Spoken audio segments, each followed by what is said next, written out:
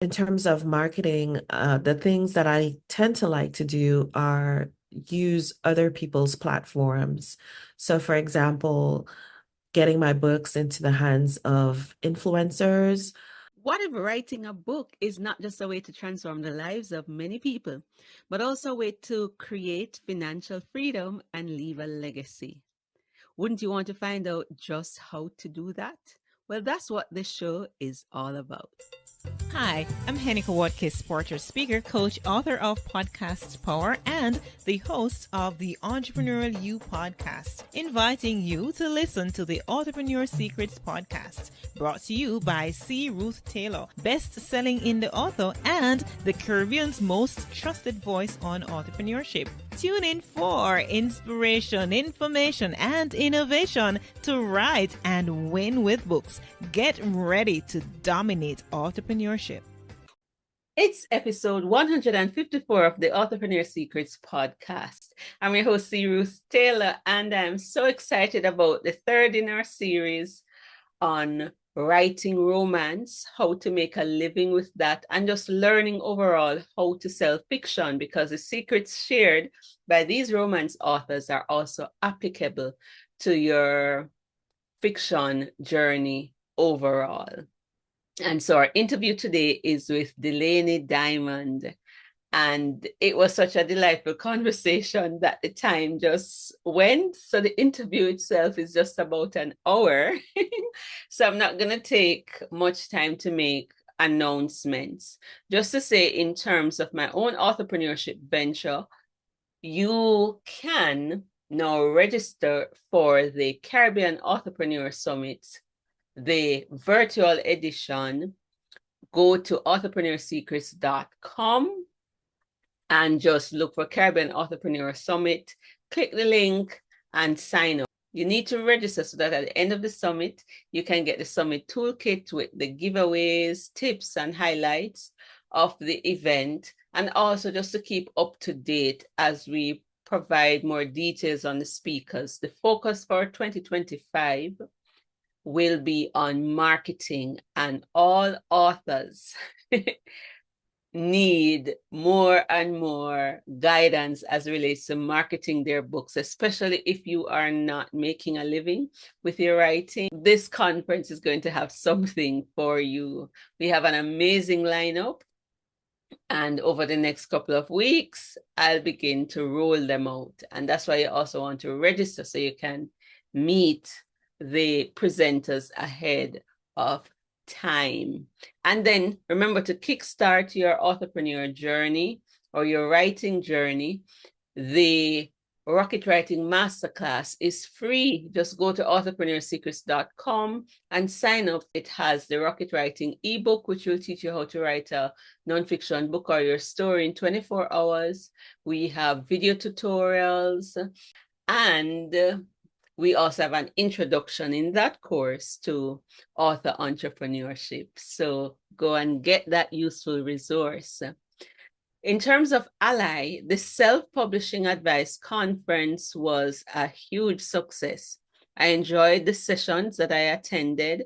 And for those who missed it, you still have 3 days to access the conference, the replays of the different sessions. And so you can pick the sessions that you like.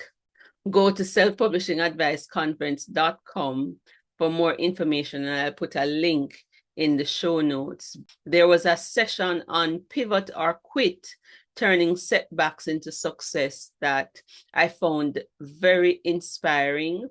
And coming away from the conference, I am going to really think through what kind of author do I really want to be in the next 5 years or so. So it really gave me much food for thought. So well done by Ally. I didn't expect any less. The presentations were amazing. So go to selfpublishingadviceconference.com and you can catch the replays. All right, let's get into the interview with Delaney Diamond.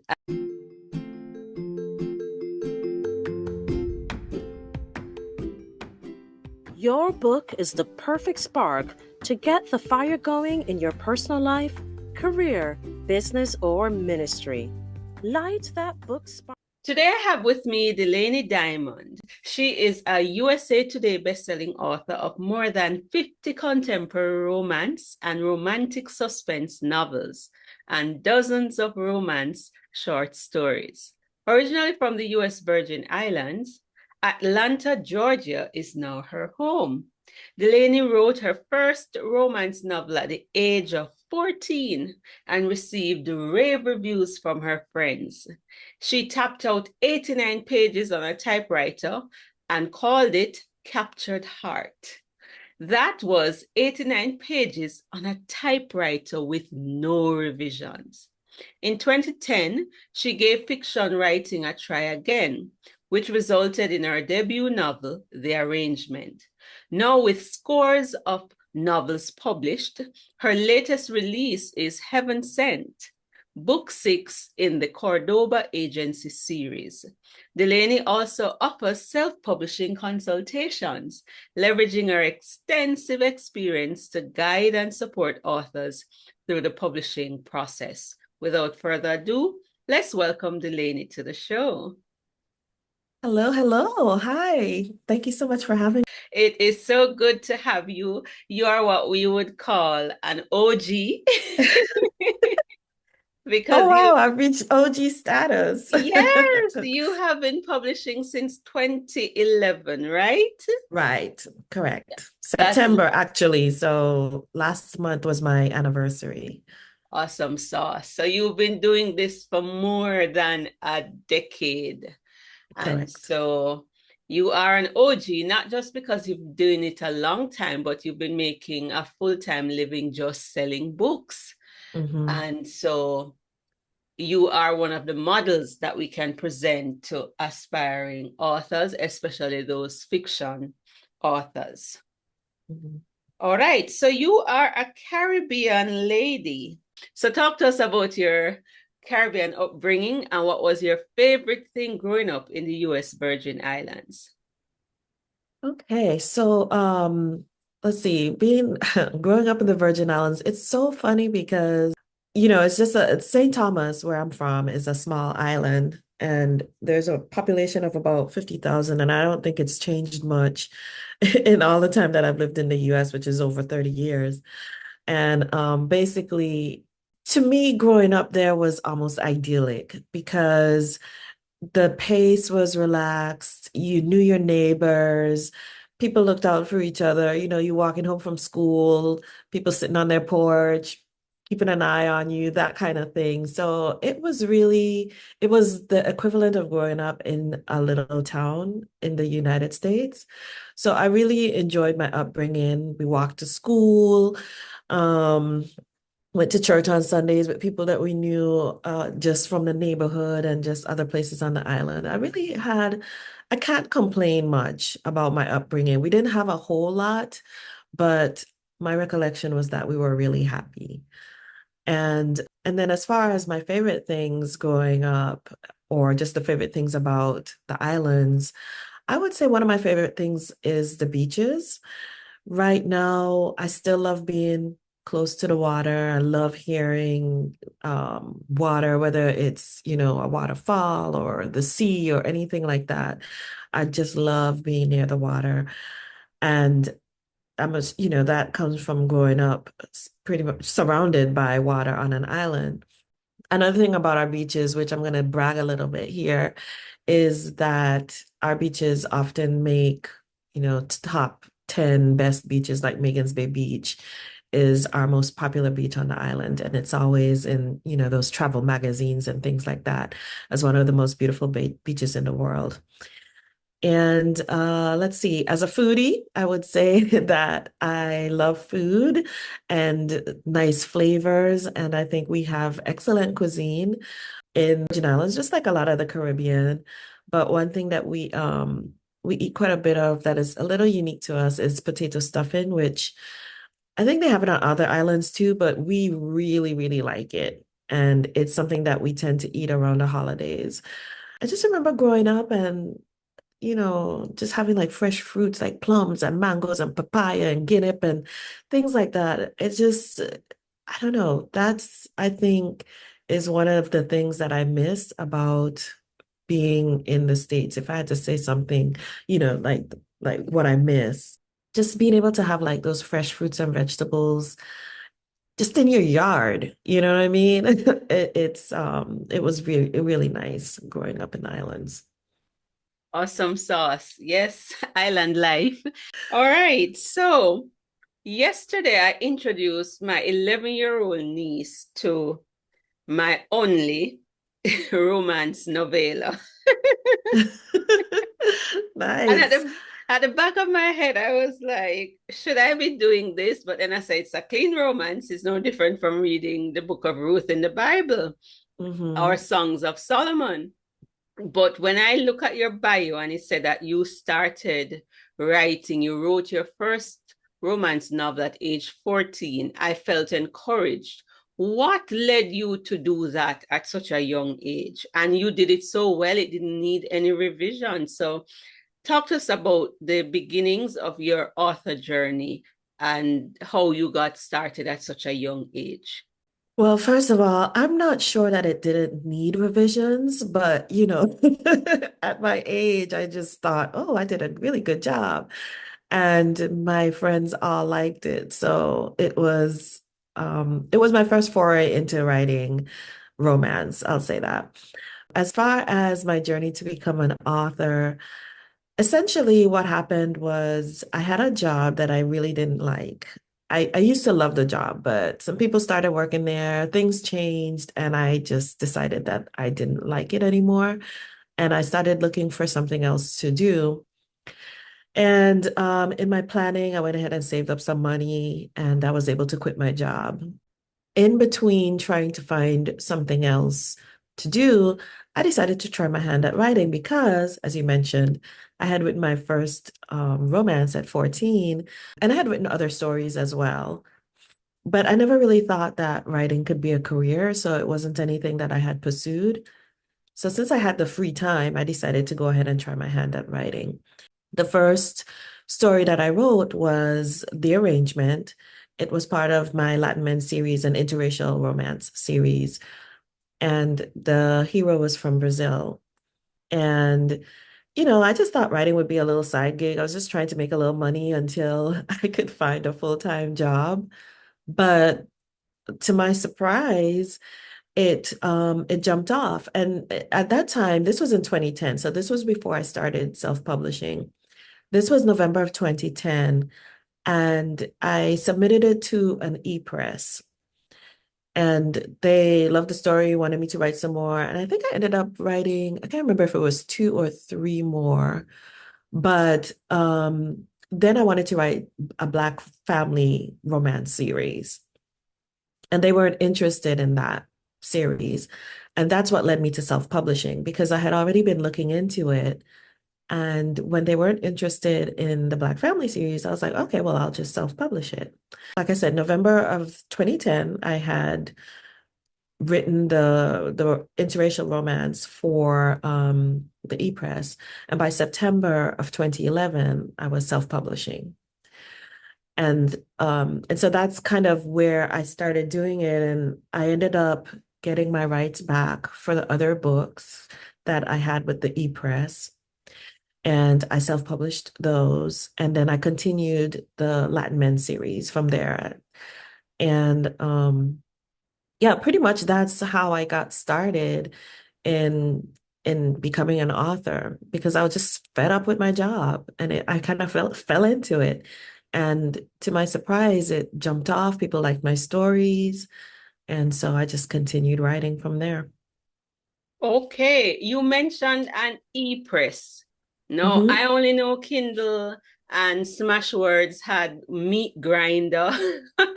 How were you getting the books out at that time? Enlighten my darkness, please. Oh my God. Okay. So yeah, you're right to ask that question because it's so funny. There's so much information out there now. I don't even know how people parse through all the stuff that's there. But back then there was two things that people were using. One was Caliber, which is still around, and the other one started with a J. It was like Juno or Judo or something like that. That one was a little more complicated, and I didn't want to use that one, so I used Caliber, and that's how I was turning my Word documents into ebooks essentially, and getting them up on the different platforms for sale. All right, so let's get a little bit more into it then. You wanted to get out of the regular workforce and you decided to try this thing. So why romance? Is it because this is a top-selling genre and you thought it would be easier, or because it captured your heart at age 14 and you liked it? Okay, so you mentioned, was it your niece that started reading that you shared your romance with at 11? Yes, I shared it with her yesterday, in fact. Okay, so that's the same age that I started reading romance, actually. I was 11. And how I ended up reading romance was because I just read a lot as a kid. And on the way home, there was the public library. And it was kind of a place for all the kids to hang out in downtown Charlotte Amalie, which is the capital of St. Thomas. And so what happened was I would often stop at the library and get books. And I remember going upstairs one day, and there was the one of those little turnstile kind of shelving systems. And right there, they had like all these romance novels. And I picked one up. I didn't really know what it was. I mean, I just like to read, so it just caught my eye. And it was Barbara Cartland. And she wrote clean or, non-sexy romance, but they were so heart-wrenching. I mean, I went through all her books, no lie. I just gobbled them up. Basically, I would read them late at night. Like I would stuff maybe three or four in my book bag and then go home and read them and just just be torn up because they were all Regency romance. And you know how that whole thing is where, oh, you can barely touch, you just touch fingers and there's all this yearning and all that kind of stuff. So I loved it. And that's how I fell in love with romance. And I graduated from Barbara Cartland. Eventually, I started reading Harlequin Presents. And let's see, I think after Harlequin Presents, that's what I read most of. And then eventually I got into Kamani Press. And of course, discovering Black romance at Kamani Press was great because up until then, Harlequin Presents and Barbara Cartland, they were all white characters, male and female. So it was really exciting for me to read books that had Black characters, that people that looked like me, essentially. In fact, even when I wrote my first romance at 14, my my hero was Brazilian because it sort of matched the Harlequin Presents kind of storyline that I was used to reading. But I wrote my heroine as a Black woman, and I don't know how that even happened because when you think about the fact that all I had been reading were all these white women, and I think like I just had this desire, even though I didn't know it at the time, to see myself in those pages. And so when I did write a story, I ended up writing someone that looked like me as the heroine. And so, yeah, and so basically that's it. I had just been reading so much romance pretty much all my life. I kind of stopped for a little bit because I didn't do a lot of just fun reading when I was in college. But then afterward, I started reading again. And so really most of the time I read a lot of thrillers and I read a lot of romance. Those are the two genres that I read the most of. And it was just normal for me to gravitate toward romance to write because I read so much of it. That makes absolute sense because we want representation. Mm-hmm, mm-hmm. And we're big on that in Bamboo Sparks. So we want to encourage our people to tell our stories and preserve our legacy and our culture. And so I'm not surprised, Caribbean, Latin America, we're often lumped together. So it's good to Exactly. hear that. Even Nobel laureate Toni Morrison kept writing just Black characters, stories with Black people, and they in our interviews, they were always questioning her. Mm-hmm. Why didn't she write about other races? But she was writing about her own people. And so I have no qualms with that. When you are the third romance author we are interviewing for this month. So we're trying to focus on romance and fiction in general to help those aspiring authors who want to venture into this to see what's possible. And so last week, Aminata spoke about the ways that she marketed her book, and she recently started making a full-time living with her writing as well. And so how do you go about marketing and selling romance novels? I listened to that interview and I thought it was really good. I was really impressed too because she writes Christian fiction, right? You know, that's even more niche than the type of romance that I write. So that was really incredible that she's able to do that. As far as marketing, a lot of the things that she mentioned, I also do. Now, I don't run ads. I used to run ads.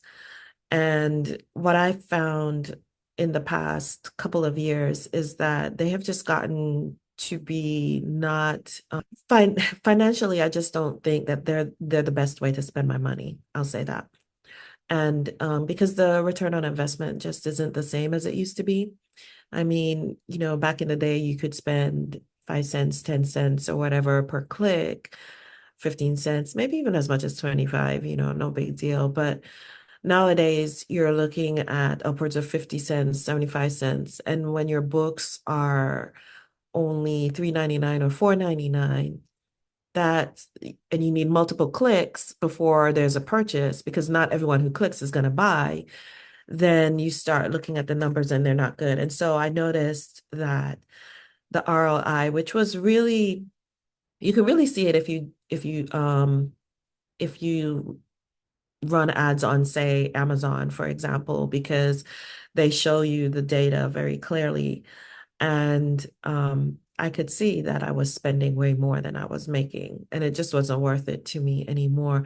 Now, the other thing to think about too is when you run ads, you have to know what you're doing, and it's possible that I just don't know what I'm doing anymore. But I really feel like I think that because it used to be successful for me, I think what's happened is that because so many people are running ads now and it's a bidding system, so the bids have gotten higher. And if you're not certain of the sell through or the sell through, not just of the book, but like of your series or something like that, it can be a very risky proposition. So for me, I think the last time I ran any ads actually were Facebook ads, and it was like earlier this year. I won't say that I won't ever run them again because you never say never. And I have done periodic ads. Like for instance, I have a Facebook page and I'll run an ad and announce like a new release to my to the followers of my page and also to their friends. But that is still that I do that because those people it's a warm audience. So those people know me and I think that I'm more likely to get a sale. But trying to reach cold audiences that way, I don't necessarily feel it's the best thing anymore. And so, in terms of marketing, the things that I tend to like to do are use other people's platforms. So, for example, getting my books into the hands of influencers, getting my books into the hands of more readers in general through things like giveaways. I know a lot of times people are afraid to give away free books, but it's really a good way to generate word of mouth and buzz about your work. And you can do some of that on platforms like Prolific Works or Book Sirens. You can find influencers on those places, people with blogs. Of course, you can also approach people on places like Instagram or Twitter. Sometimes what'll happen is someone will tag me because they read my book and they liked it. And if they tag me and they enjoyed my book and I see that that's what they typically read or something, then I'll go into their DM and see if they want to get future books from me. Another way to promote is newsletter swaps. So, for example, I would, if there's an author who writes similar to me, like for instance, they write Black contemporary romance, then we'll do swaps. But even authors that don't write Black contemporary romance, I mean, I just did a swap the other day with a white author, and she writes billionaire romance, which is what I also write. And so just finding common ground with other authors who write with similar themes or in the same genre is a good way. And then doing a newsletter swap. And let's see, most recently, actually this year, I started blogging on other platforms. So basically what I would do is I come up with uh, a blog post. No, and the idea, it's basically called content marketing. And so the idea is that you write a blog post and you really want to educate people on something. Like for instance, one of them that I wrote was the role of friendship in romance novels. Okay. And so I wrote that and I pitched it to a blog and she wanted the content. And I only approach people that have expressed or that have an interest in getting, they want additional content on their blog.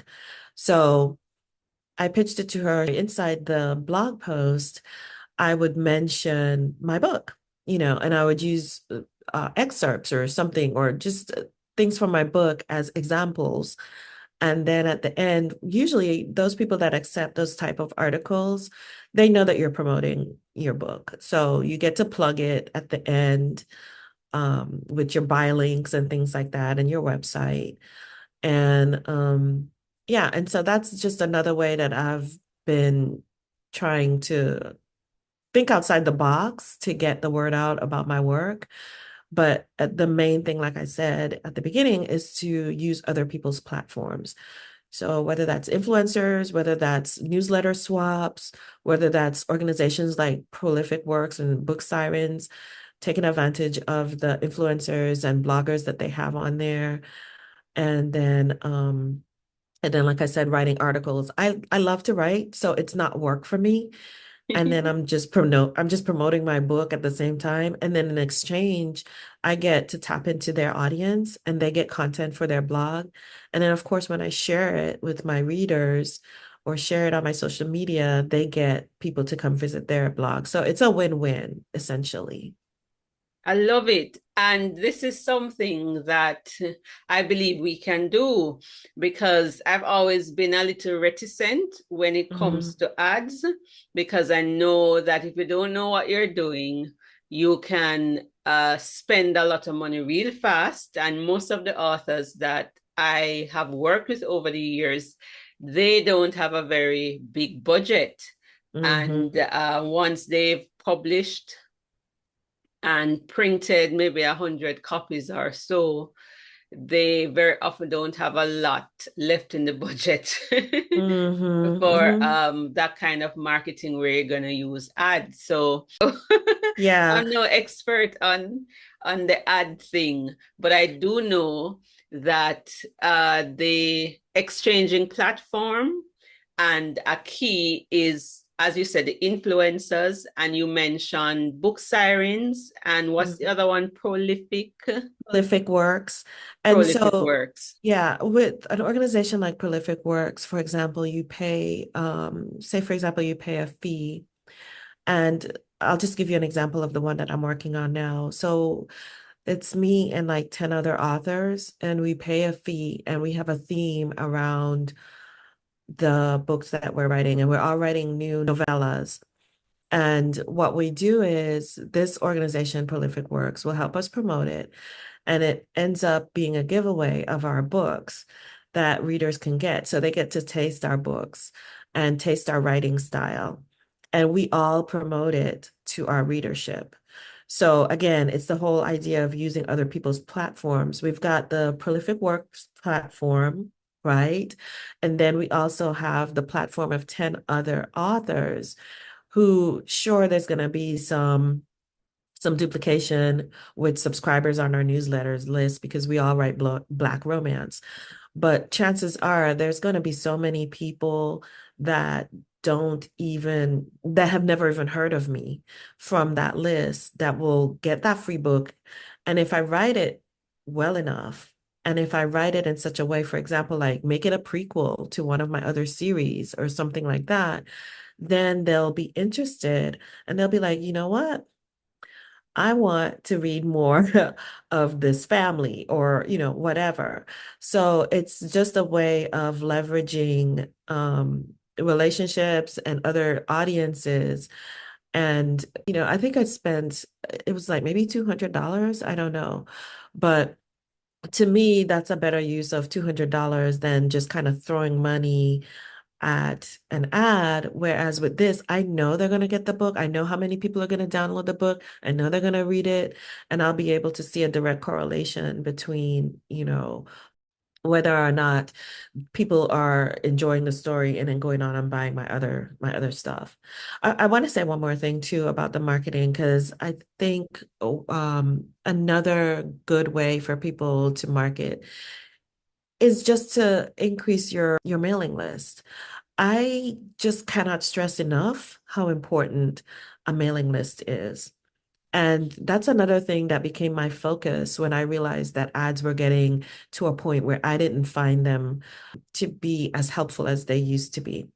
So now, for me, growing my list is one of the most important things that I do. And I will be this Prolific Works collaboration is one way to grow my list because people will have that option to opt into our newsletters. And if they already read Black romance, then all I have to do is, just kind of continue working with them, warming them up in my newsletters and things like that to encourage them to read my other books. Um, Another thing that I did this year was I was invited into a romantic suspense thriller sort of I don't even know what you call it, book club. It was a book club. And so all of us in the club, we write romantic suspense or thrillers or mysteries. And it was one person who sort of organized the whole thing. But what it was is, again, we all share the information to our newsletters. And what she did was every month we have a new book that comes out and we give it to the membership for free. So for example, my new book was, when did I give mine out? My new book went out to the members. This is October, so September, I think, last month was when mine went out. And I mean, you can see when people start reading your book, if you see like a little bump in sales for the subsequent books in the series, then you kind of know that it's working. And so that's just another way, once again, using other people's platforms.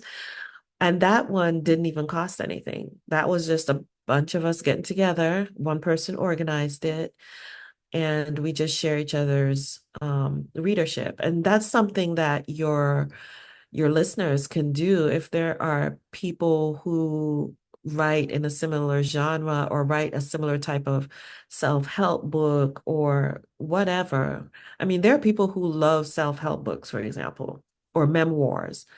And so if people can get together and say, okay, let's do this, let's give out, X amount. These obviously are going to be ebooks, but let's give out our books based on our newsletter list and see what happens. All it is, even if nothing happens, we all know that we have to get in front of people multiple times before they'll buy. I think it's 7 times or something like that, the marketers say. So, getting your name out there, getting your title out there, and it doesn't cost you anything. It doesn't hurt, but you'd be surprised. It's just a way to get word of mouth. And word of mouth is, as far as I'm concerned, the holy grail in marketing. I love it. I love it. So basically, what you're saying is that you need to identify your target audience, your niche, Mm-hmm. and collaborate. Yes. Yeah. Together, everyone achieves more. So it's a team approach to marketing rather than this individual approach. And it's not confined to romance. It's something that you can do across genres, regardless of the type of book. So find out those who are doing what you're doing and collaboration among authors, because I find that even if nobody else is reading our books, as authors, many of us Mhm. are voracious readers. Right. Exactly. So we will read because, for example, when I finished the interview with Aminata, I got two of her books and I was through with them before the weekend was out.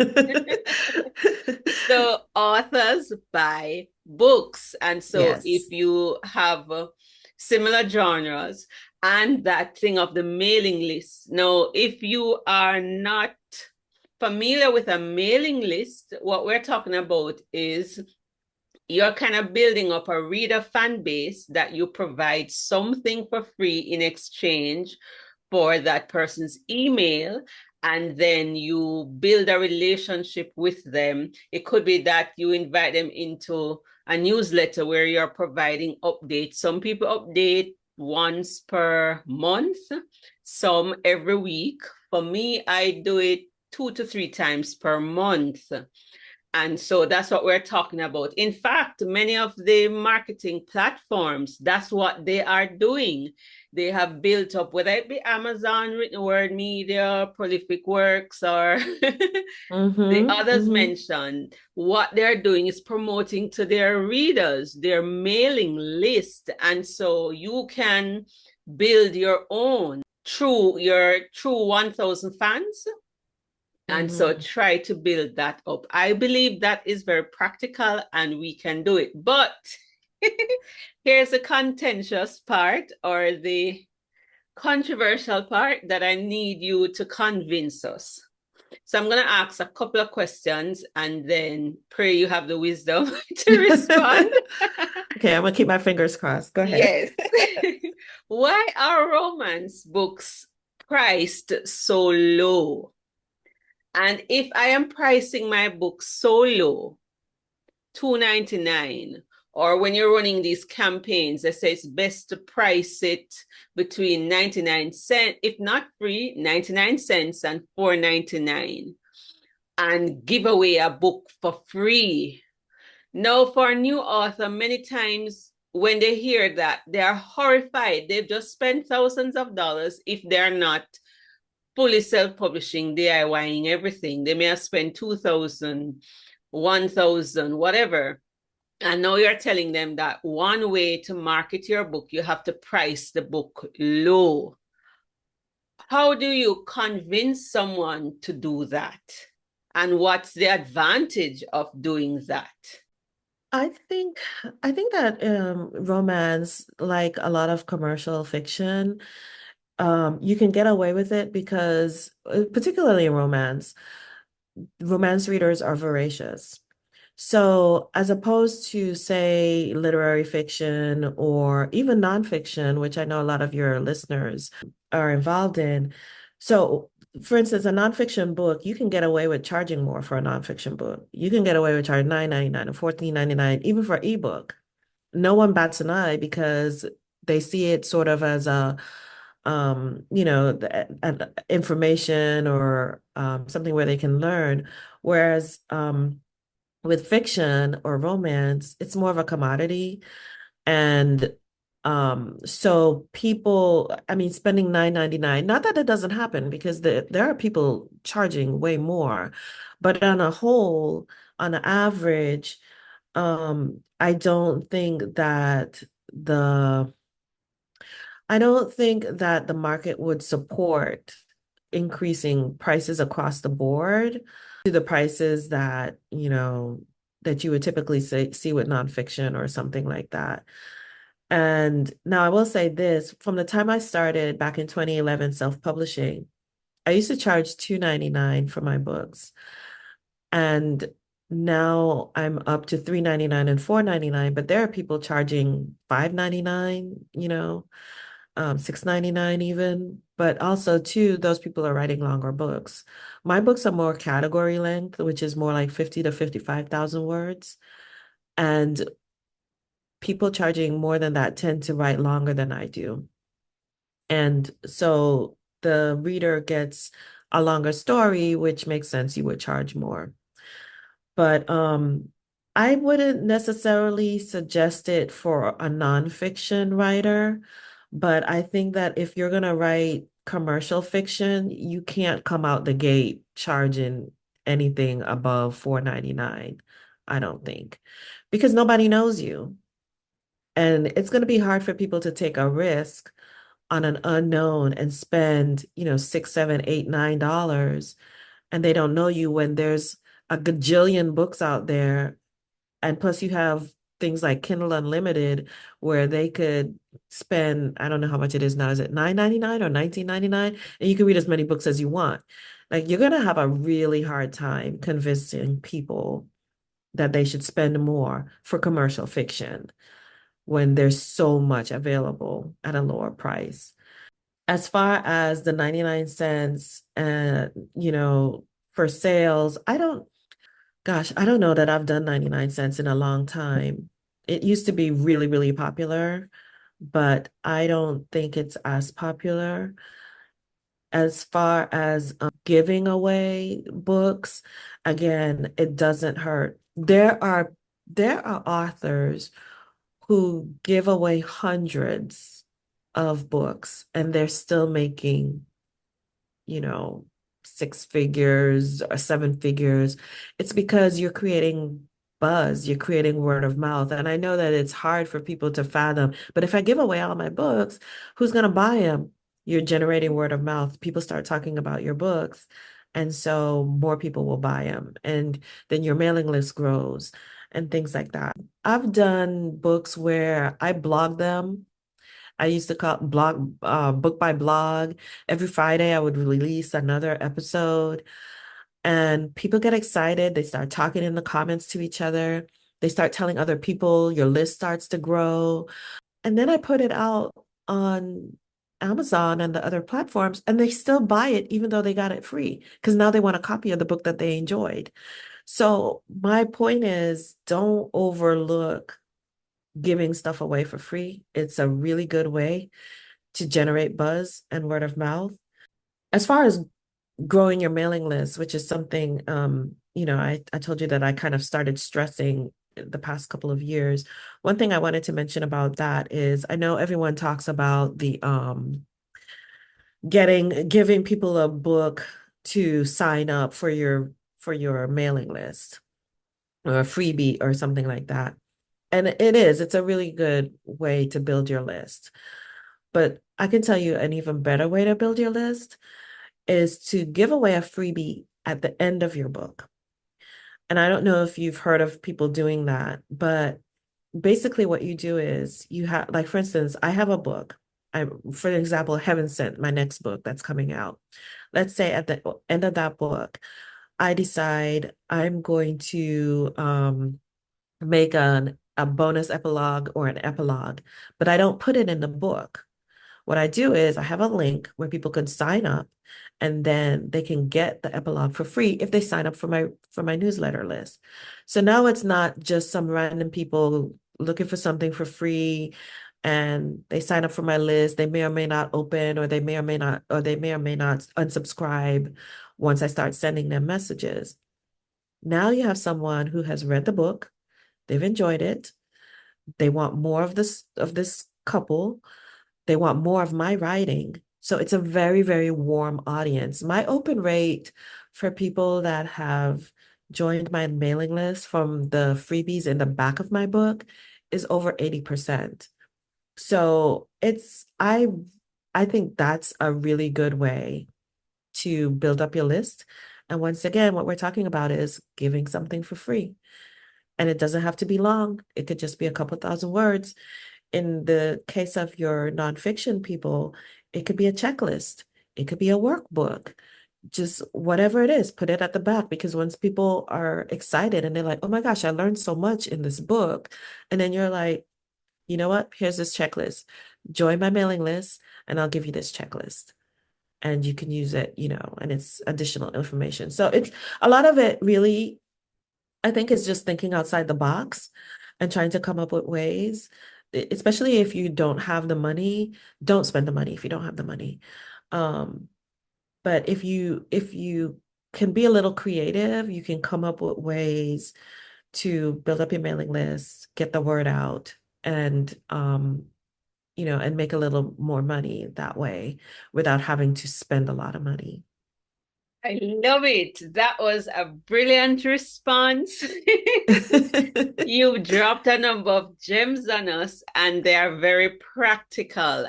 In some of my nonfiction books, I do that. And I saw that Aminata did that in her romance novels as well. When we got to the end of it, she had an epilogue and she Exactly. introduced the next book in the series. It's a targeted audience. It's Hmm. finding your true fans. Exactly. It's Exactly. finding your true fans, and that's why your open rate is so high. And we're gonna wrap up, but based on Delaney's response just now, you can see why she is now entering the business of offering self-publishing consultation. She has done it.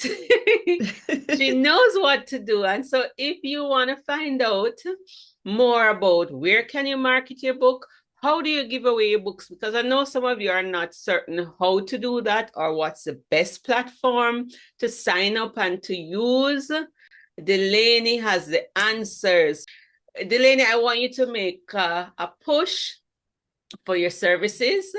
Tell us what you have to offer, and then we're going to come back talking about your latest book, what that series is about, and then how can persons get in touch with you. So, yeah. So this year I decided that I wanted to do something a little different. And, informally, I've always sort of given advice to up and coming authors whenever they've reached out to me, questions about marketing or writing and things like that.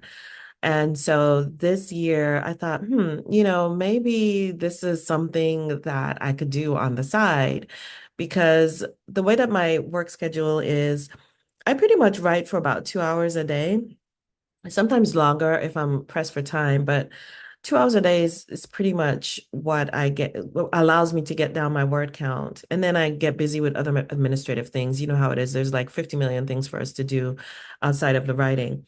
But so I thought, this would be a way for me to fill some of my time, but also make some extra money and doing something that I enjoy, which is educating people on writing as well as self-publishing.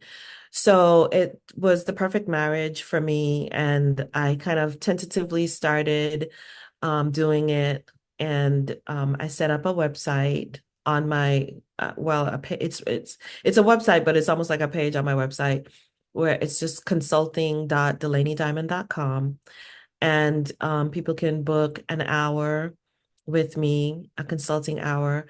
And what I ask people to do before they book the hour or while they book it, there's a place where they can submit questions and things that they want me to cover so that they get the most out of the session, because that's what ultimately my goal is, for them to get as much out of it as they can.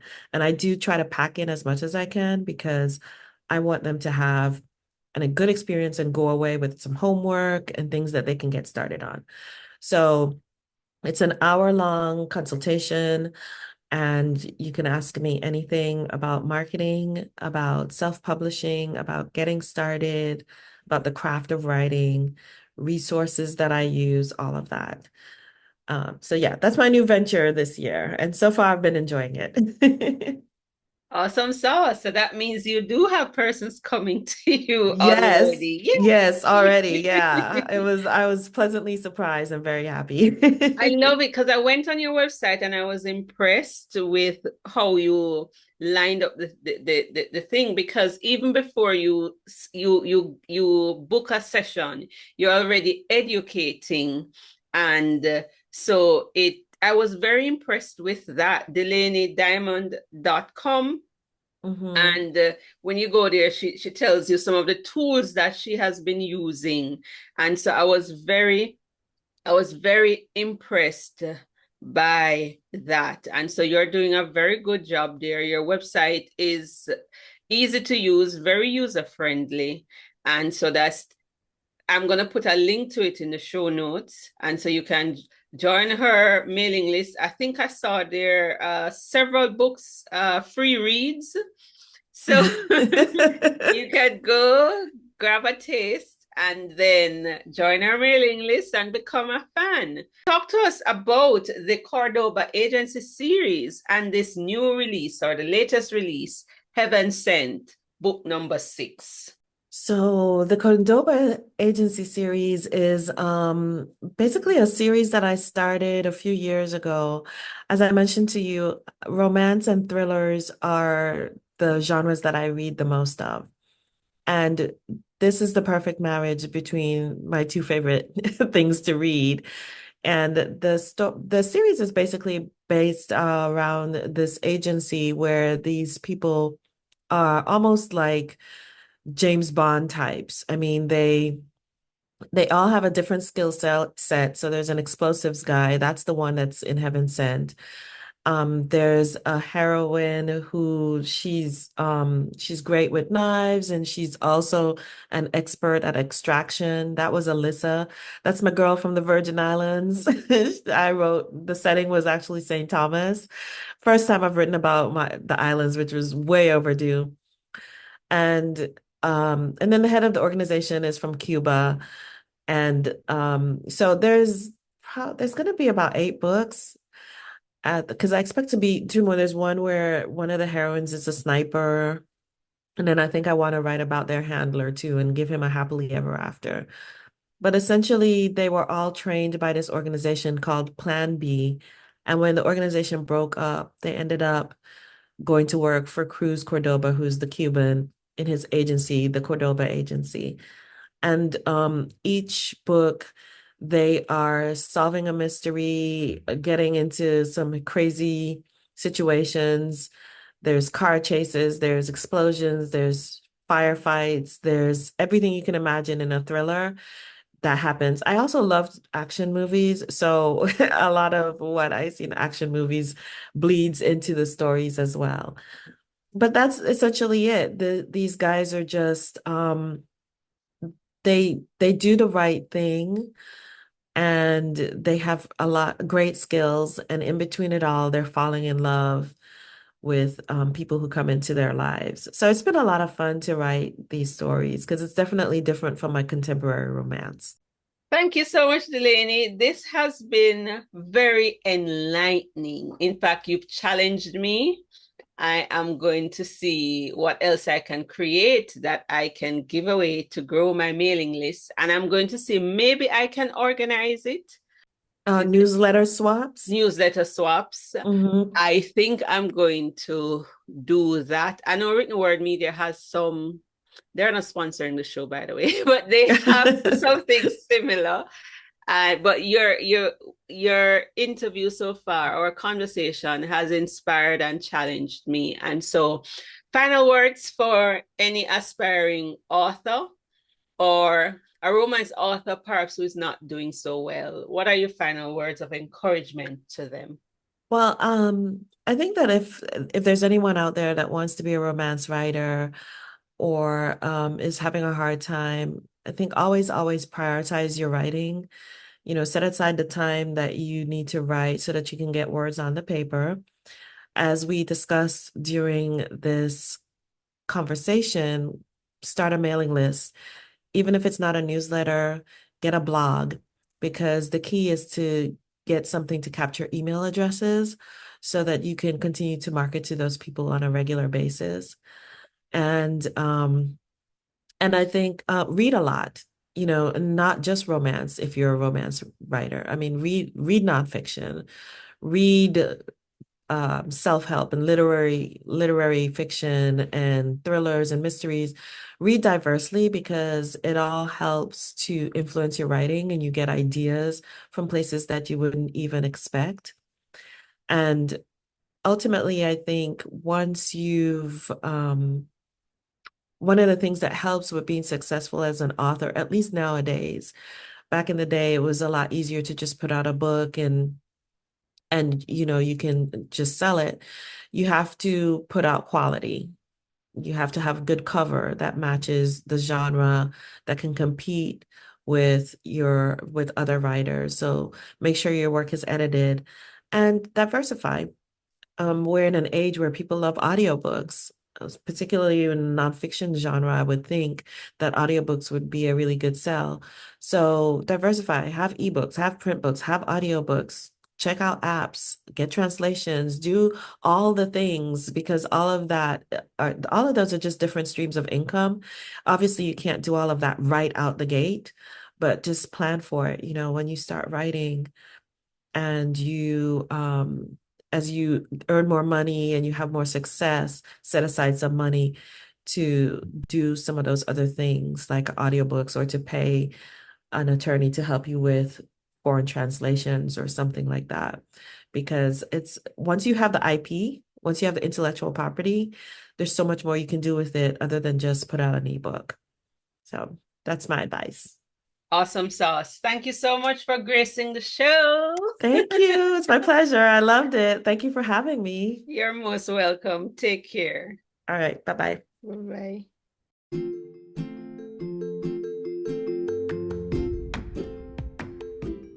All right. I trust that you enjoyed that interview with Delaney. She left so many golden nuggets, and not just for romance writers or fiction, but some of the tips she shared can help us as nonfiction authors. And so remember to go get her book in the Cordoba Agency series. Heaven Sent is book number 6, and you want to go get that.